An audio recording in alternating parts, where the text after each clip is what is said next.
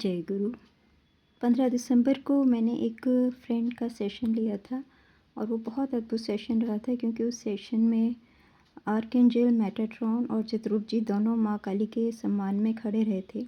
और जब उन्होंने आकाशिक रिकॉर्ड पढ़ने की कोशिश की तो माँ काली उनके सामने आ गई थी और उन्होंने उन्हें गोदी में लेकर के बहुत सारे मैसेज उन्हें दिए थे, भविष्य के दृश्य दिखाए थे और जाते समय माँ काली ने फ्लाइंग किस दिया था।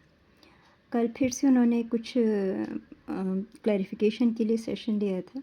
इस सेशन में भी उनको आकाशिक रिकॉर्ड दिखाई दिए गोल्डन लाइट में और भगवान श्री कृष्ण दिखाई दिए बांसुरी बजाते हुए, लेकिन उन्होंने कोई उत्तर नहीं दिया। उन्हें अपने पास बैठने का इशारा किया। माँ काली भी सामने आई, लेकिन कुछ उन्होंने साफ नहीं किया।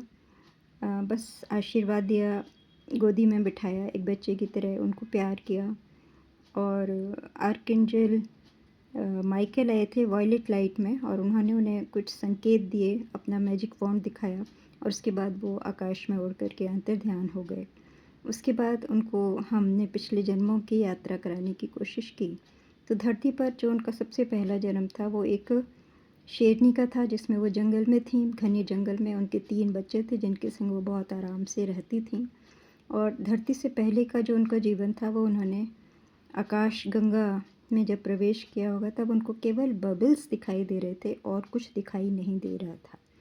क्योंकि मैंने जो इंटेंशन डाली थी वो ये कि जब आपने मिल्की वे में प्रवेश किया था उस पीरियड में अपने आप को देखे।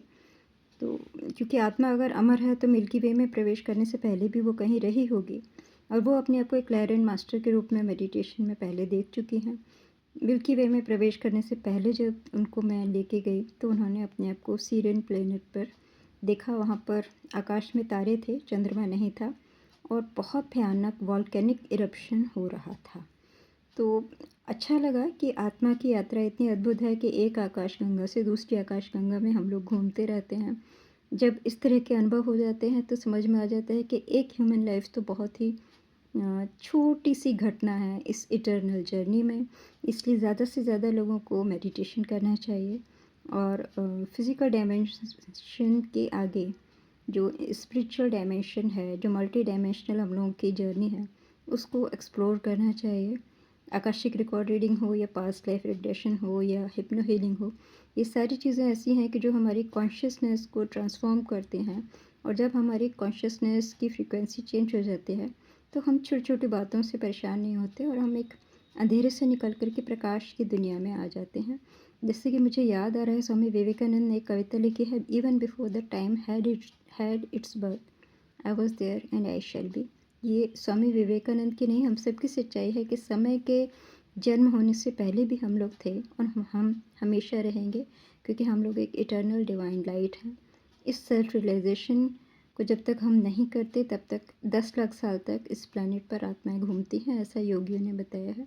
तो आप सभी आध्यात्म के पथ पर आगे बढ़ें। शुभकामना सहित जय गुरु।